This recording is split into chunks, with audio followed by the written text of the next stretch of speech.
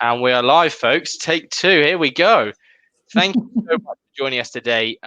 Again, for those that aren't aware of the kind of content that we're putting out at the moment, Jay is a wonderful contact of ours from Launch Online. She's the founder of the organization then, and those guys specialize in driving traffic. Jay, please give yourself a little bit of a 30-minute or 30-second intro to give us a little bit of context of Launch Online before we start. Yeah, so I'm the founder of Launch Online. We're paid media specialists for ambitious advertisers who want to grow their e-commerce store, particularly on Shopify. Very good. Now, love is in the air, Jay, and it's just around the corner. We're going to have Valentine's Day. And actually, today's episode is around occasional marketing. And what better partner to join us than the wonderful team at Loyalty Line? For us as Shopify specialists, Loyalty Line is one of the go-to apps for a lot of our clients. So it's awesome to have Jordan on the show. Jordan, again, just a quick summary of you and what you guys are doing, please. Yeah, thanks, Nathan. So I'm the partnerships manager here at Loyalty Line. I work with our agency and technology partners. And as a sort of quick elevator pitch, Loyalty Line is a data-driven customer loyalty and engagement platform for fast growth e-commerce merchants. That sounds perfect, Jordan. Thank you. Now, the reason we're badging this as occasional marketing is actually while Valentine's is just around the corner, the kind of principles that we're talking about today will apply whether it's Mother's Day, Father's Day, Black Friday, Cyber Monday, Christmas, the list goes on. And it's really important that you get a lot of these fundamentals in place.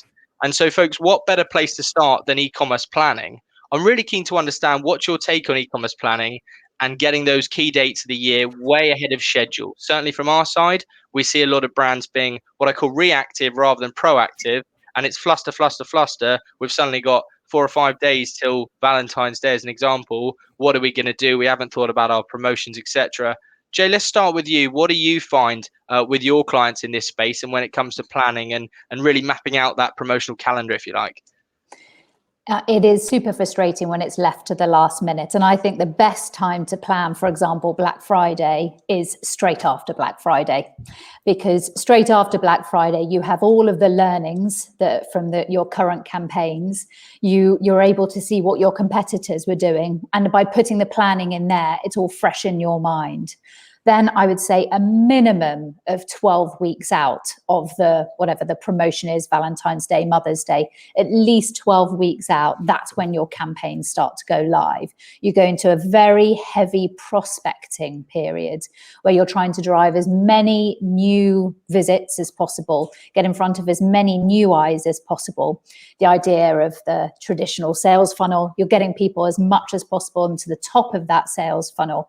You're starting to establish your brand. Let's say you're a confectionery company, maybe even in the vegan space.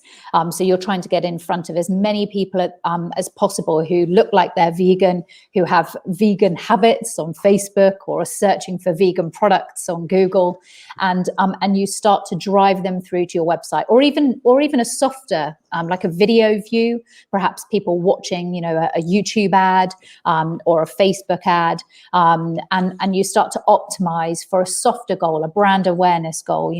Really go after that kind of softer, easier, lower cost of prospecting. And then as you drive them through to the funnel, through to the website, as the countdown starts, perhaps 8 weeks out, you start to create the actual messaging for your campaign, your Valentine's Day, your Easter egg campaign, and you start to sow the seeds of what products you're trying to sell. And as the period gets closer and closer, you start to optimize for much more specific goals, an add to cart or even a purchase.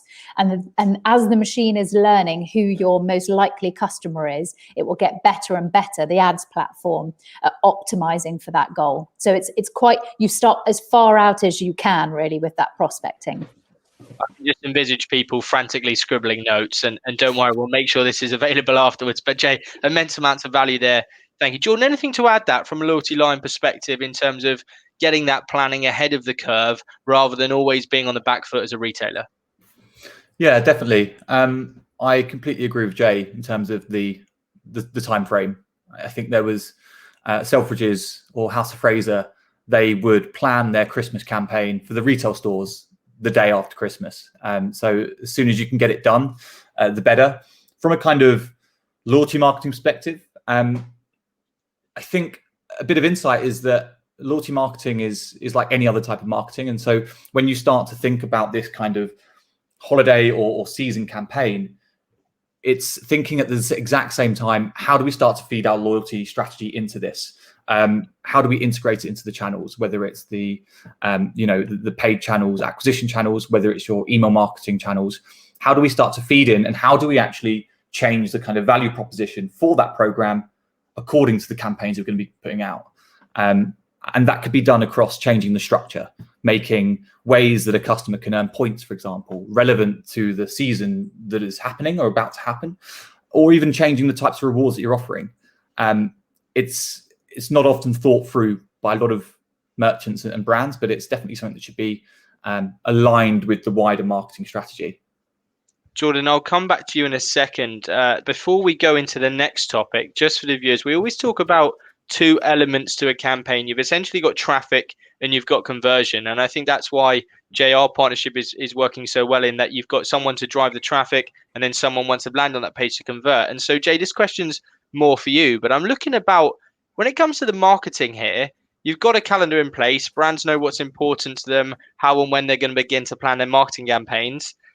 Have brands mapped out the requirements for each of the occasions, or actually are you just focusing, like you say, Q1 is going to be this one, Q2 is going to be that one? How thorough are we suggesting people go? I'm really conscious that many brands might almost run before they can walk, if you like, and try and piggyback on National Hedgehog Day and all these different days which actually aren't relevant. Do we say, you know what, just get your key days and really nail them, or actually is it different for every brand? You go back to even more basic than that, and you look at what your company goals are. What are your brand goals? What are you trying to achieve for the whole year? They'll have targets that they need to hit. And then you look at what the customer market is like, where is the demand? There will be certain retailers who will do better at Valentine's Day than they will do at Mother's Day. So it's about mapping what's right for the business with then the year's calendar ahead. Going back to who your target customer is, and maybe actually in each quarter you might have a different target customer, a different segment according to the holiday. But you don't start with the holiday, you start with what your company goals are first of all. So let's really break that down, Jay. Essentially, we start with typically we would start with the customer, right? And we'd say, okay, what is a customer? What do they look like? Then you start to think about channel, and then you think about relevant promotion. Is that the sequence? If we're breaking this down to its real basic form, is that the sequence we're going for? Understand client, then start to look at what we can get in front of them, and then start to schedule? Or actually, is there a piece we're missing in that puzzle? Yeah, and the relevance of your product at any given time. One of the things that we've seen in the last 12 months is that companies have to be very quick to move, very quick. I mean, the buzzwords are agile or pivoting, and you do have to be quick to move, because competitors can come into the marketplace that weren't there before, or things like lockdown, external situations that then impact your sales. We've got a bike retailer that we work with, and January would normally be quite a quiet time for them. And because lockdown happened right at the beginning of January and online became very big again, they completely changed their calendar of events and really pushed hard in January, because suddenly there was a demand there that they hadn't seen before. So flexibility is important. Yeah, absolutely. And Jordan, from your side, I'm interested. One of the things we've seen with loyalty is around scarcity. And you touched upon this a little earlier, but essentially giving people a time limit to redeem said points or to get access to said points. How do we find around this occasional piece? How do we find that works? We're saying actually Valentine's is X amount of days away. Buy now to access X before it runs out, and getting that fear, I guess, and in terms of, oh no, well, I might miss out on what's going to happen as a result. Yeah, that's a great point in terms of running your loyalty as if it's a campaign in itself or a promotion in itself. And I suppose when we're looking at the two types of customers that you're going to be interacting with, new customers and existing customers, having things like double points weekends or double points days can be a great mechanism to convert those new customers coming in, because they see the value of the program with buying with you, X brand. But also with your existing customers, it's encouraging them to come back and not look to competitors that are in that competitive space. So there's definitely tactics like that you can use in terms of using loyalty and your program as a promotion. Okay. And Jay, in terms of relevance, I've got a question here around, okay, we've identified the audience, great. We've identified the message that we're going to send and we're going to identify the channel. Typically for us, coming at our point from conversion, we then start spinning up relevant landing pages to almost make an individual feel like they're being spoken to one-to-one as we are here. Is that something, how are we looking and doing that within the marketing space? I understand from the web side of things, we can use certain apps to personalize journeys. But actually, if we're running a Facebook creative, if we're running Google ad or whatever, how can we really get that personalization? I mean, it's going to become trickier and trickier with cookie issues and cookie compliance. So putting that aside, there is no question that from basic marketing techniques, if you're speaking to your target customer well enough, they will feel like they're the only people in the room. And rather than this constant pushing out of messaging, enabling them to have a more personal interaction with your company is important. One of the things that we've seen with email marketing is this ability to opt in and opt out of certain holidays. So you can say, I don't want to receive any communication about Mother's Day. And that might be because of a family loss or a situation that's sensitive to them. And I think that kind of personalized marketing, not the online stalkery showing the same pair of shoes that you bought 3 years ago repeatedly over and over again, but that much more personal relationship is important. And I'm dying to throw this stat in, but there were a lot of companies that pivoted online, that suddenly had a much bigger online presence from after lockdown because of the demand, and there were people buying from new companies that they'd never bought from before, transacting with brand new brands that they'd never dealt with before. And Google said that 80% of those people aren't sure that they will buy from those brands again. So that win that you had at the beginning of lockdown, where you have this big influx of new customers, if you don't react to them and transact with them more personally, if you don't have some sort of loyalty scheme, then trying to get those people to transact with you and retain them as a customer is really tricky. Guys, we're talking a lot about retention here, and Jordan, it might be naive to suggest this, but I certainly hear a lot of people saying that that's really where a loyalty line or something would come into its own right, is in that retention space when we're trying to get people to repeat purchase, etc.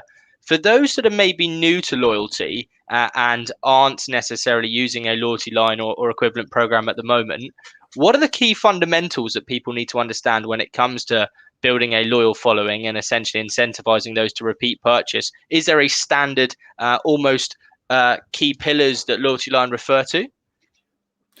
So in terms of the way that loyalty is done today, the kind of challenge that a lot of merchants and brands have when they think about loyalty is they just think it's points off per dollar spent and giving money off as a reward, whereas that isn't conducive to actually creating a long-term meaningful relationship with customers. And actually, this is something that we think about quite a lot about at Loyalty Line is how do we actually use a loyalty program or a loyalty strategy to start to build those long-term relationships and connections with customers.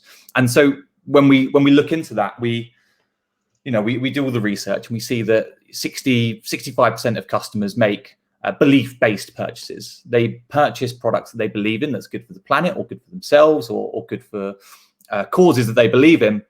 And so what brands, in our perspective, need to do is actually start to go beyond that transactional relationship they've got with the customer and actually start to align with them on things that they believe. So if we're looking at the kind of life cycle of the customer, even when they come into the brand, introduce them to your brand values, introduce them to the things that you stand for. If you support a cause like a charity or planting trees for the planet, for example, tell your customers about that. And that's when you can start to weave in those sort of initiatives and those sort of relationship building moments into something like a loyalty program. So you can actually start to reward your customers for being your customer, but also at the same time, you're starting to create that kind of relationship with them. Jordan, that's perfect. Thank you. Jay, question here around an example season, and some of these questions are being sent in to us ahead of today's session and some are coming in as we speak, so please do continue to send them in. But keen to understand from yourself, Jay, let's take an example season, perhaps Father's Day as an example. How we talked earlier about there's lots of different pieces in the marketing mix, and actually you mentioned email earlier, social, etc.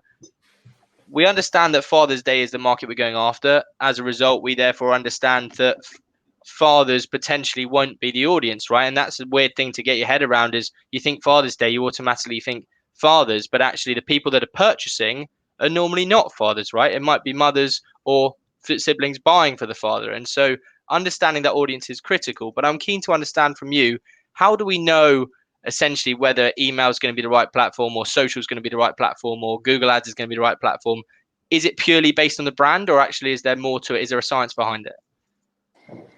Oh, it's based on so many things, and it will be based on the brand because it's where your target customer is. That what's a point that you really, you nail there, is that for some occasions your audience might be someone different to usual. So, so for example, for Father's Day, you might be selling something that is traditionally bought by men for themselves, but for Father's Day, it's bought by their partner for them. So suddenly you've got a slightly different audience. That's where we go heavily into prospecting, and that's new customer acquisition, and that and then making sure you segment those customers when they come to the website, so you don't give them all the same message, because they might buy once for Father's Day and then they're not in the market again until there's another gifting type holiday. So that there's lots of layers here of complexity. Getting it right, you can rely on the machine to take some of the hard work. So from our perspective, the Google Ads platform, the Facebook Ads platform, Instagram Ads, we would be allowing some of the automation and bidding to take some of the manual work out of it. And then it's making sure you've got really good data hygiene to segment those new customers when they come to the website. It's not a simple answer, I'm afraid, that question. That's fine. I'm sure that's been helpful, and please do let me know if you'd like some more on that. I love that term, data hygiene. That's great. In terms of, Jordan, from your side, I'm interested to see, in terms of the loyalty setup and the automation around it. Jay's mentioned there around automated bidding and certain modules that can be automated with her side of things. In terms of your side of things, how much can we automate within Loyalty Line to stop? Again, I guess one of the concerns for many retailers, it's another app, it's another third party, it's another thing that's going to take massive amounts of my time, which I don't have. But actually, correct me if I'm wrong, a lot of this stuff can be set up way ahead of time. Yeah, absolutely. In terms of the kind of automation and the way that you can start to communicate with customers around, the strategies that you've got with loyalty programs, loyalty schemes, loyalty initiatives, a lot of the automation, because we see loyalty as a component and that feeds into channels. So a lot of the automation, when you're looking about encouraging customers who've made that first purchase to join the loyalty program, can be set up through your ESP, for example. If you want to trigger loyalty messages via SMS, which is becoming a sort of more popular marketing channel, then you can set that up through your sort of SMS providers. So a lot of the automation for actually communicating that to the customer can be done via those platforms. But you're absolutely right. Once you've got a V1 of your loyalty program set up, that's when your customers are going to actively engage with it, because the point of the program isn't just to convert them to the next purchase.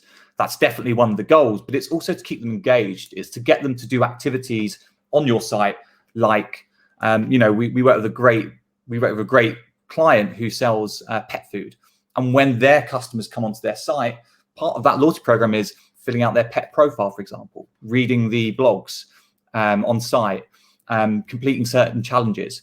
And that is building engagement, but also taking them to that next purchase when they're ready, which is great.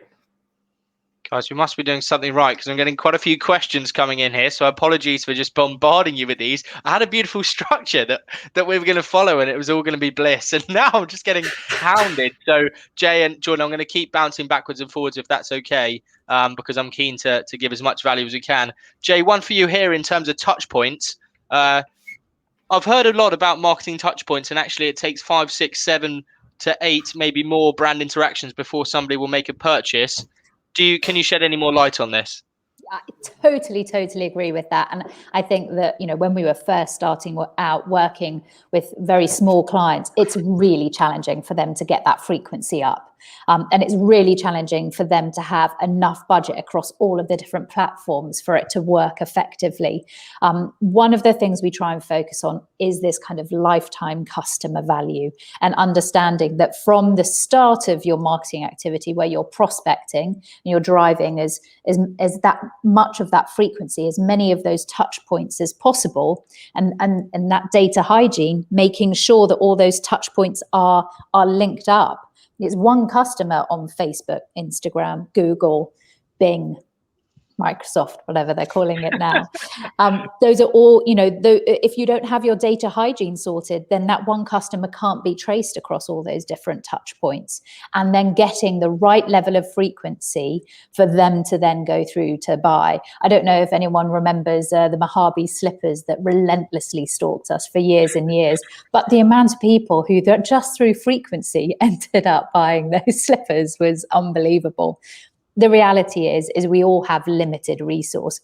We have limited budgets, and being cleverer with the way that you go about driving that prospecting through to sale, to then becoming a customer that has a high lifetime value, really helps. It helps brands not just have spikes of sales through holidays and occasions. It helps them have a consistency of every holiday just pumping up new level of customers, retaining, more new customers, retaining. Jay, I've got another question for you coming shortly around remarketing and the different types of remarketing you can do. Someone saying that they find like you say, the standard remarketing, same ad, same message, same photo, kind of tiring. So I'll come back to you in a sec. But actually, Jordan, key for one here for you. We don't just want to offer money off with our loyalty program. What else can we do, because we're afraid of eroding margin? I think that's a really interesting one, and certainly something we see is every time someone looks to incentivize someone with any purchase, it always seems to default thing, we'll just take 20% off, or actually that's normally the only margin we're making on a product. So what else can we do within Loyalty Line, or how else can we build loyalty without simply just giving away any money that we are making? Yeah, that's a great question, and a great challenge that a lot of brands have is they don't want to put a program in place that's just going to cut away at their margin. And so the way that they tackle that is by creating a more engaging program. And so if we're looking at different types of things that they can reward customers with, this could be experiential rewards, for example. There was a women's fashion brand just during lockdown that they offered styling sessions for their customers. That was a great way. It was obviously done over Zoom or sort of video call, but that's a great experiential way that you can give your customer a reward without offering them £10 off, $10 off, and sort of cheapening the product. Other ways that you can do this is you can offer product samples. So we work with a US nutrition brand, and they had this first concept of creating a loyalty program where they would give percentage off, cash off. But then they actually realized that their customers perceived a free sample or a free product at a higher value than they did, $10 off. And the funny thing is that the sample doesn't cost as much, yet the perceived value was more. And so that's always a great way that you can do that, by offering whether it's things like merchandise or free products or sort of small side products. And the final thing that you can offer there is coming back to that kind of conscious consumerism element. You can actually offer your customers the ability to do something good, because we know from all the kind of loyalty research and data out there in academia that by offering a reward like charitable donations or planting trees to the planet or giving food to your local dog shelter, that they're getting that instant gratification of actually clicking a button and claiming their reward, but also they're starting to reconceptualize how they think about X brand. So there are a couple of sort of strategies that we see and we kind of advocate. Jordan, that's perfect. Thank you. This one's for both of you. And the question is around creating your own occasion. Essentially, the question I've had in is that Valentine's becomes incredibly competitive and everyone's jumping on the bandwagon. Same with Mother's Day, Father's Day.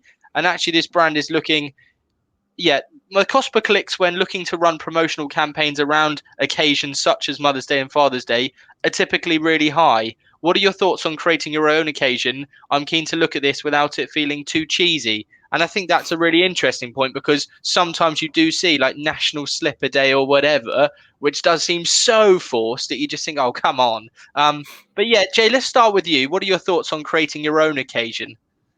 Yeah, I mean, I think if you're like Coca-Cola, that's really possible. If you're some of our smaller retailers, I think that's a challenge. But that is a really good way to engage your current customers, your database, maybe even some of your lapsed customers, because it's going to be cost effective for you to speak to your database, and you can create a buzz, maybe some social engagement, some user generated content. So I think that's a great idea, but it's not going to be how you're probably going to get new customers, because one of the key ways of getting new customers is what people are searching for, and they won't be searching for something that they don't know exists. I would also say that although we have seen the cost to advertise on Facebook, for example, and Instagram increase compared to last year, because there are now lots of brands bringing their offline spend online, and that is pushing up the cost per click. There are some industries that we've seen great gains and a drop in cost per click.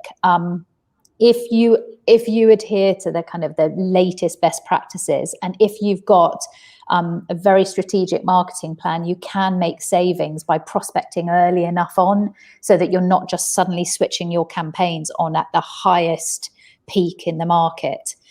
So there are ways around it, and we tend to work with these kind of ambitious brands who are small challenger brands, and we are able to save them money that way.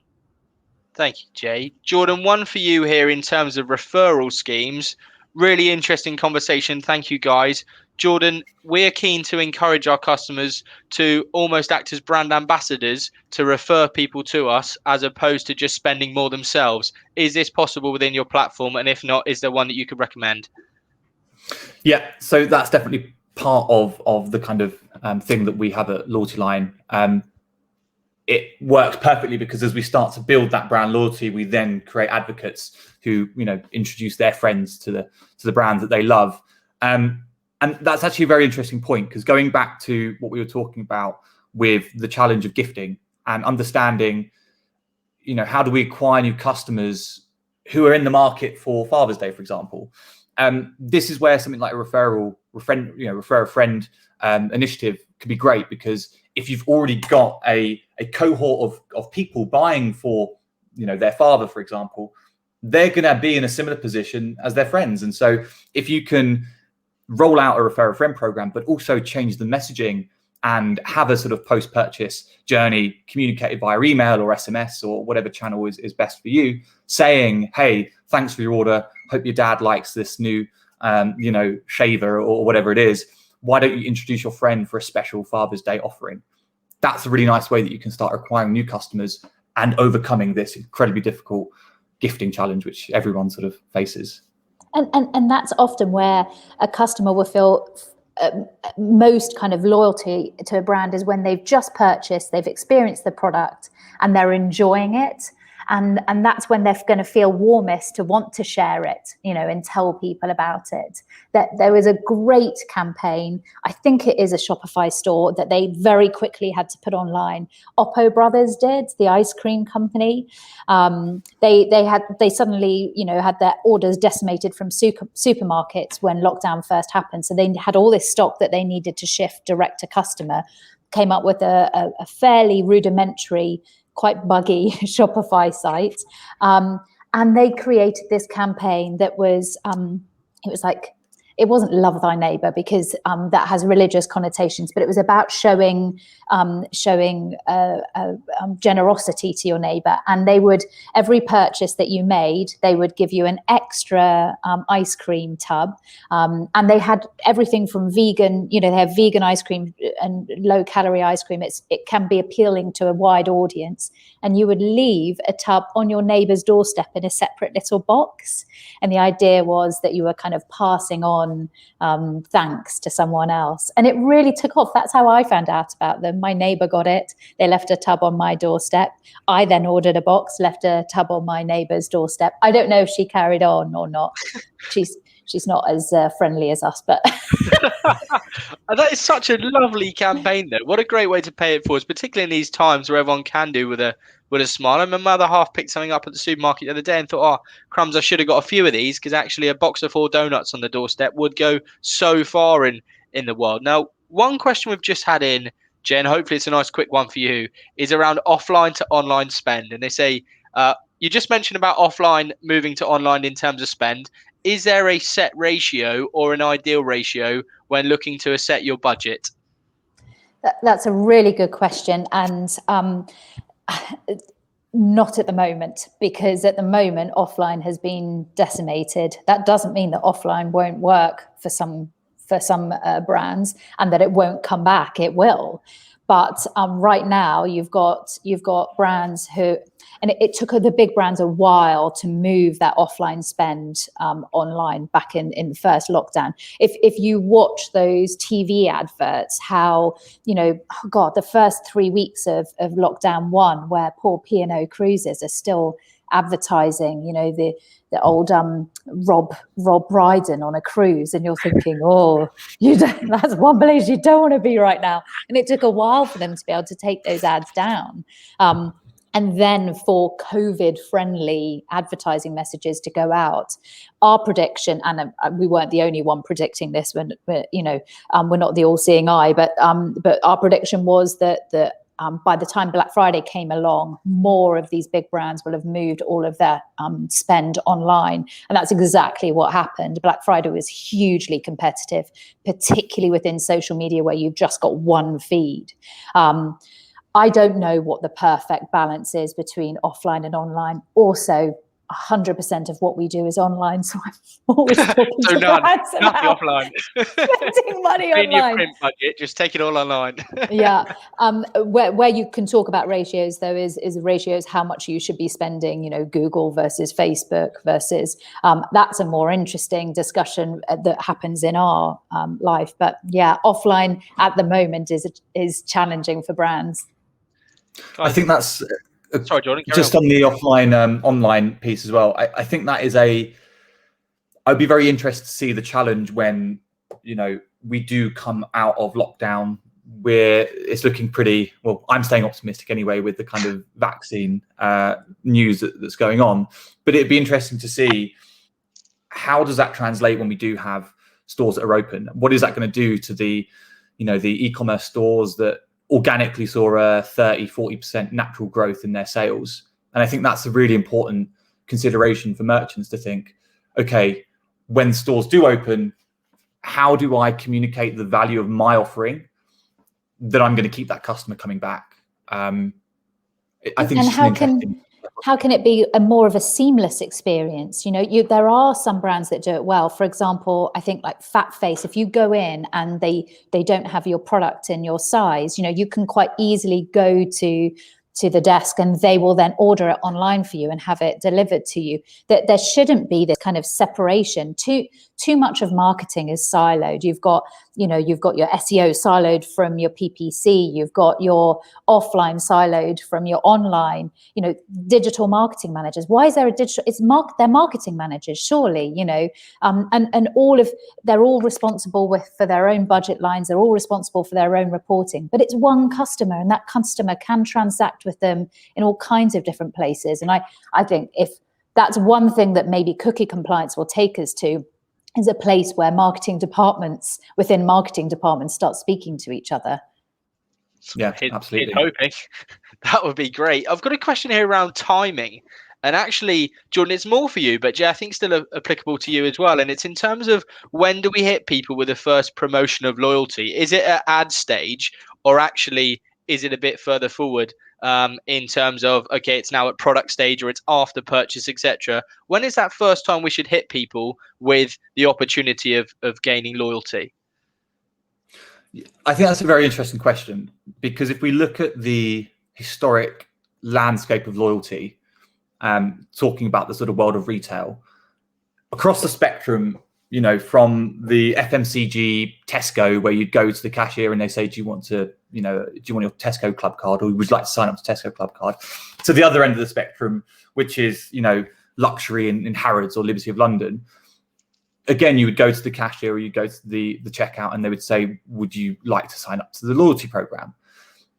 I don't think that's the case anymore. And I think a lot of retailers and brands and merchants have just assumed that you should ask them to join the loyalty program at the point of checkout, because historically that's always been the case. And so you can promote to a customer, whether they are on your site for the first time, still in that consideration phase of their buying journey, you can still ask them to join. You can ask them at the checkout, and it's not too late, even if they've made a first or second purchase, to encourage them to join the program. I think you can, and I think this is a mindset change, but I think you can start to promote your loyalty program or your loyalty strategies throughout the customer journey. Because once you've got someone on that program, we know that from our data, they have a higher CLV. They've got from a cohort perspective, they've got a higher chance of coming back and spending more with you. Their order frequency, goes up compared to the sort of guest shopper cohort. So that's kind of what we advocate is throughout the entire customer journey is promote it, because that program is a value add in the same sort of way that your brand is. But Jay, I've actually never seen it, or I very rarely see it used on sort of acquisition advertising. So I'd be interested to know whether that works or what that kind of looks like. Yeah, to me, it's when the person hits the site and is starting to interact properly with the brand. It can stop them bouncing off. It can increase that conversion rate. If Google talks about the infinite loop and the messy middle, and you're just in this constant, exploration and evaluation stage, and trying to get people to actually convert and not go off to Amazon to do a price comparison or Google Shopping to do a price comparison. By communicating early on that there is something of additional value if they buy direct, I think is interesting. Like all these things, though, the way that is communicated has a big impact on whether it matters or not. That a lot of people would have a feeling, oh God, not another loyalty card for me to carry around, or another loyalty thing for me to remember.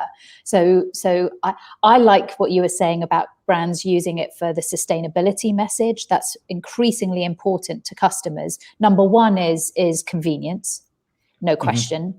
But number two, is now increasingly about where is the bigger purpose to this brand? What value is it? Can I feel good about this purchase? And sometimes I would say is subconscious, but are they going to feel good about it? Yeah, and I think. Sorry, Jordan, carry on. Oh, sorry, Nathan. Yeah, you're right. It just reminds me of this Seth Godin comment, which is, the buying war is over, Amazon won, the shopping war is still going on. So it's like it is kind of that. It is, how can you create a relationship with your customers that makes you not the cheapest choice, but the preferred choice. So I think, that's definitely something that is interesting anyway. Guys, I'm really sorry. I'm getting bombarded with questions here, and far more than I expected. So I'm sorry if I keep trying to cut you guys short. I'm just keen to fit one in. This person hasn't come through their name, and so if this is you, please do expand on this. But it says, not sure if this is the right forum for this question, but wondering what a multi-channel online marketing strategy looks like. We're mostly advertising on Facebook at the moment, but are looking to diversify. Now, Jay, from the kind of naive old me, I would say that it depends on your product in terms of diversification into platform. And actually, just because your mate down the pub says that he's had great results on Twitter, it doesn't necessarily mean that Twitter is the right platform for you. But Jay, what is your take on that? Yeah, you absolutely have to speak to your customer and where your customer is. I've been speaking to a few new brands recently who are like, I keep posting on Facebook and it's not making a difference to my sales, and actually LinkedIn's the best platform for them, or they're not doing any ads. Multi-channel is only relevant because the customers are using multi-channels, and you have the ability to be able to affect their relationship with you, their feeling towards your brand. You might be using Instagram, for example, to inspire and really set the tone for your brand and what you start to evoke feeling, and then you use Google Shopping more for people who are just in the market for your product. So just to add some context, she just replied. It's Christy, who's a very good client of ours and a long-term client of ours. She runs a wonderful ladies lingerie brand called My Kiki. She's on Shopify, and so hopefully that gives the situation a bit more context in terms of ladies lingerie as a space that she's in currently. Well, Google Shopping's a no-brainer, and now that as of October, Google Shopping is free to list on. You won't show on the Google search, the main Google search results. You'll show on the shopping tab. But why not? That definitely, especially if you're using Facebook Commerce and you've already got the feed, you easily export the feed from Shopify into Google Shopping, and you can list your products for free. And also Google Smart Shopping, if you've got it set up well, it's really powerful stuff. So a one channel approach is very rare. If you're already succeeding in one channel, then you're definitely going to succeed if you adopt more channels. Very good. Guys, I've got a question here around subscription.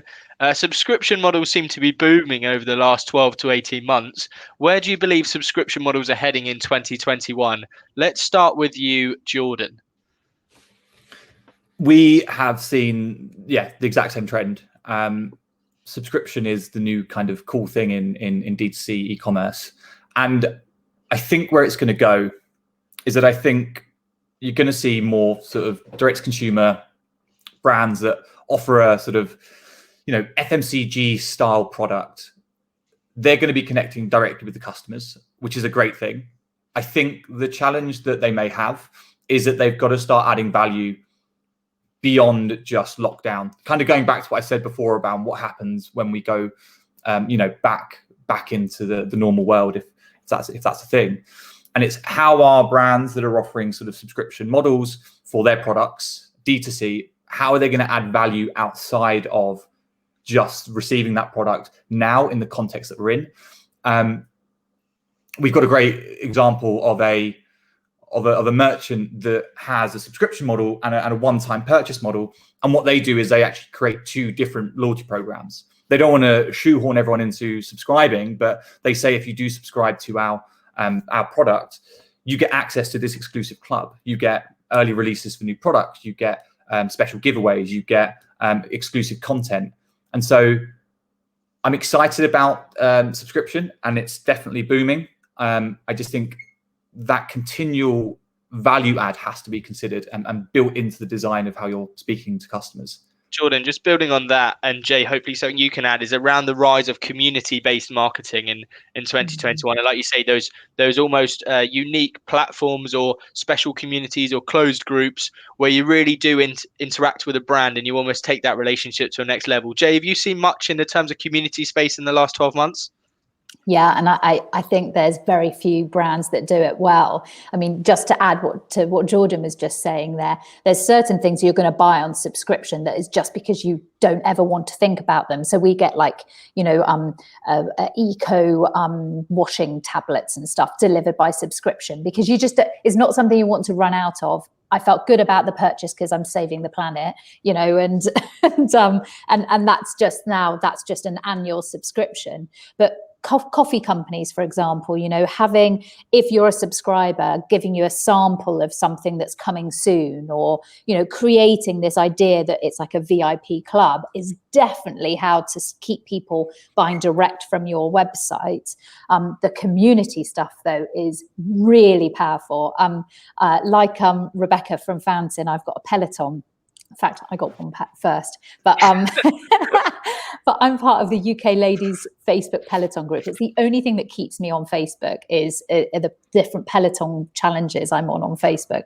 Oh my gosh, the buying power of that UK Ladies Peloton group, unbelievable. One of them put the other day, can you believe that you can get discounted leggings from Sweaty Betty by WhatsApping the shop in Bicester? And then the whole of, I mean, I swear to God, the whole of the UK ladies peloton wiped out all of the stock of Sweaty Betty in Bicester, discount village, because they all got hold of the WhatsApp number. And that's partly FOMO. It's partly, you feel like you've found out something that, nobody else knows about. So community-based marketing is really powerful. It's normally organic, very rarely advertised. It needs to come from your most loyal customers. I'm yet, it's kind of out of the ad space. So I buy into it from like seeing, Beauty Pie. Everyone just keeps recommending Beauty Pie. It's unbelievable how they're buying.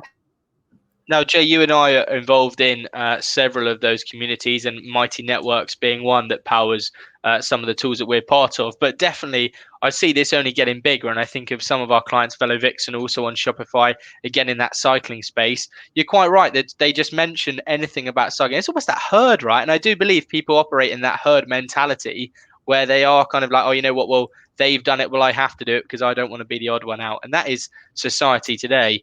Jordan, the next thing from me is around frequency of comms. We've got a question here. I've got a sequence set up to encourage loyalty after checkout. Is there a set number of comms that I should be going before giving up? And I suggest that no one should give up, but at the same time, I do understand their point in terms of not just constantly ratting the cage, essentially, join our club, join this, get these loyalty points, etc. It's like, all right, enough now. They're not going to bite. So is there a set, have 3 bites and then leave it alone? Or actually, is it done over a time period, maybe 6 weeks in, 12 weeks in, a year in, etc.? So I think in terms of the exact cadence, is it 4-step, 3-step, 2-step? I think this really depends industry to industry. I don't think there's a right answer there. I think the first thing to think about is once you've done that sort of cadence, that automation flow, maybe it's 3 steps. You don't want to keep them on a sort of, perpetual automation flow via email or SMS or whatever channel you're targeting them on. One thing you can do to use, to start to convert customers to join the program is by doing a campaign-led messaging. So, for example, instead of doing a 20% off site-wide sale, why don't you communicate all of your non-loyalty customers or prospects even who haven't even made that purchase and call it a members weekend? Give them double points because that will probably trigger them. That's if that sort of first flow doesn't work. The second consideration here is, what is your program offering to your customers, and is that in line with what your customers are looking for? A really great way to find that out is call up some of your customers, speak to some of your customers, or email them and say, hey, we've got this program. We noticed that you've shopped with us and you've maybe returned, but you're still not part of the program. What's wrong? Is it because the journey to sign up is really difficult? Is it because you're offering rewards that they aren't interested in? Maybe they've looked at the reward program you've got set up and they've realized that the amount of times they shop, they're not going to get rewards. And so maybe the barrier to entry for a reward is too high. So actually, the sort of second point there is evaluate, is your program enticing to customers, and try and find out if you can make any changes there. Jordan, I love your suggestion in terms of picking up the phone. There's nothing that gets my goat more than this fear of the telephone that we have in today's world. Where it's like, oh, have you spoke to that person? Yeah, I've emailed them. Well, okay, and they haven't replied. What are you going to do something about it? No, I've just sent them another email. Oh, yeah, because if email doesn't work, let's just keep emailing, shall we? And I love that actually we're saying, okay, if they're not responding on email, how about we try and call them? How about we try and reach them through social, etc.? And there's nothing more infuriating, even as an agency, to see that in our own backyard. Do you want to see something scary? That's how many, where's my camera? That's how many emails. Look at that. Oh, look how many texts as well. Jay, how do you go to sleep at night? I have to have a 0 inbox policy. It stresses me out. I sign up to e-newsletters because I want to see what brands are doing, and I'm not necessarily going to interact. And oh my God, there are some brands that will email you every day. And it's like, how often am I going to be in the market for your product? Not that often, but I'm not very good at deleting them. Guys, I've got another question here around consistency across the funnel. And actually, this is more, well, the questions come across more as almost an operations internally within an organization as opposed to client side. But actually, it's all well and good running multiple loyalty discounts or multiple programs. But actually, then it becomes quite hard as a marketing team to maintain consistency. So someone comes in from this channel, oh crumbs, I'm not sure what kind of loyalty they're meant to be having. Someone comes in store, actually, they've got a different loyalty. Is there a way that we can manage all these different loyalty streams, or do we recommend actually just blanket? It doesn't matter if you come in store, over the phone, via the website, via social, you get the same loyalty program and all customers are created equal. Jordan, what do we suggest is the best route to go about this? So I think there's two things that a brand needs to think about. There is when they're talking about the value that they're trying to provide to a customer. I think when it comes to the loyalty programs, I think keeping a loyalty program straightforward but strong in terms of what you're offering is kind of the best way to approach that for customers coming into your funnel from different sources and different channels. When we're looking at things like, what promotion can I give a customer if they come from a certain channel or via a refer a friend, or whether they've come through a competition, for example, all those different kind of sources. I think that's where you can start to do that sort of segmentation and make it a little bit more personalized via your email marketing and your CRM strategy. I think when it comes to that loyalty offering that you are providing to your customers, that program and how you're setting that up, keep it straightforward, really push the value of the program, and make sure you're offering them something really unique and rewarding. Don't just, open to exceptions, but don't just give a kind of a basic experience. Give something that's really unique to them and really going to add value to that customer. Guys, this has been the most phenomenal 51 minutes and I've loved every moment. And actually, I can't believe how quickly the time's gone. I'm not sure in terms of diaries or if anyone's got a hard stop at 2. And if so, please say. But I've actually got 2 or 3 more questions, which I'm hoping to ask. Just give me a yay or nay if we're okay to ask them, or if we need to wrap this up. Thumbs up from both sides. Fantastic.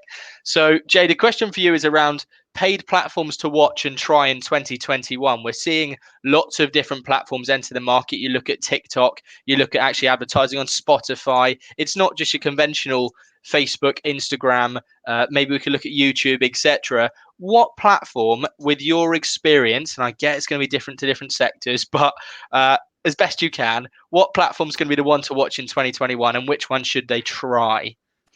So obviously it depends on your budget. I've been listening to a lot of Clubhouse and it's very good as a paid media specialist to listen to what's happening in America, because often that's where the platforms kind of take off first, and you can hear brands with big budgets, what traction they're seeing. TikTok's really hard to show a return on investment. It's a very new ads platform, and from what I'm hearing, unless you're going to go big, then if you're looking for performance, advertising is not necessarily the place to be. Saying that, if that's where your market is, then why not spend all your budget there? I think Pinterest is underutilized for I would love our brands to be spending more time on Pinterest advertising. Some of them do, but not all of them. And Amazon advertising. Look, I know that not everybody agrees with Amazon. I know that it's changing the market, but it's customer led. It's because it's convenient. It's because there's no friction, and Amazon advertising is super powerful. I think there's an interesting thing with Amazon where many brands maybe take that ethical stance. And I've had quite a few conversations recently of, I don't want to do this, particularly around remarketing, actually. I don't want to do remarketing because it annoys me. And as I always say to people, with due respect, I don't care that it annoys you. If it works, then actually what's the opportunity cost? Like at the end of the day, just because it annoys you doesn't mean it annoys your customers. And yeah, it's just really important. You can use it for good, and your creative messaging is really important. Like all of these things, if people aren't coming back to buy off your website, is it because there's a poor user experience? Does it take ages for the page to load? Have you got too many points of friction? Going back to those basics and getting those right, rather than being cross that there's disruptors in the market. That's what's important. If other businesses are selling your products at a discount, well, what is the customer going to do? Buy it for £5 cheaper off Amazon? They probably are. So why should they keep coming back to your website?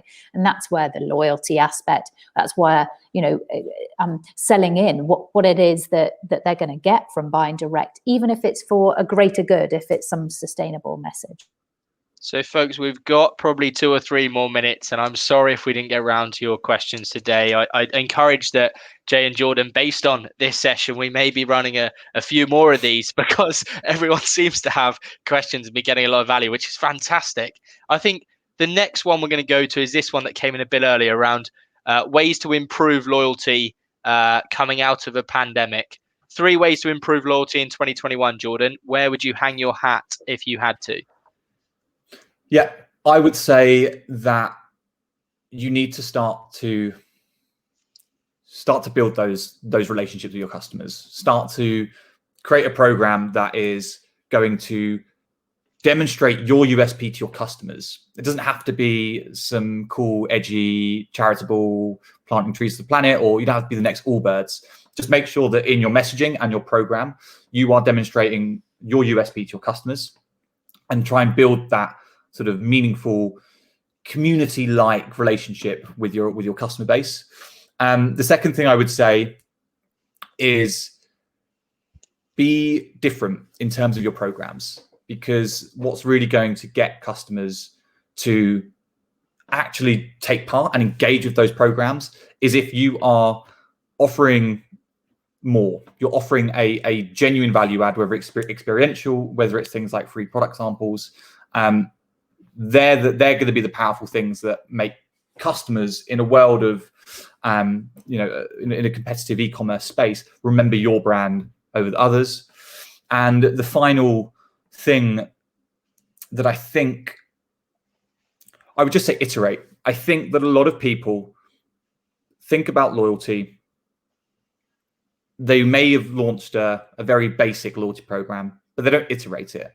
I think looking at your data, looking at how your program has actually affected your customer base from a order frequency perspective, a lifetime perspective, and then creating iterations quarterly, biannually, whatever it may be, that's what's going to drive growth, and that's what's going to actually create a really sort of stellar loyalty program, not just letting it sit there and not touching it for years.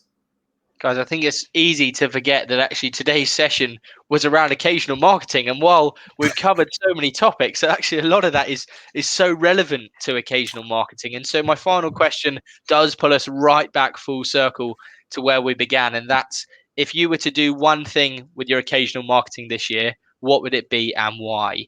And let's start with you, Jay. It's a boring one, data hygiene. I'd really get my tracking completely in order so that anything I do would have a better impact because it'd be more measurable, and then we could then learn from it and iterate, as you say, Jordan, next time. And Jordan, yourself, one thing that's going to improve your occasional marketing this year, what's it going to be?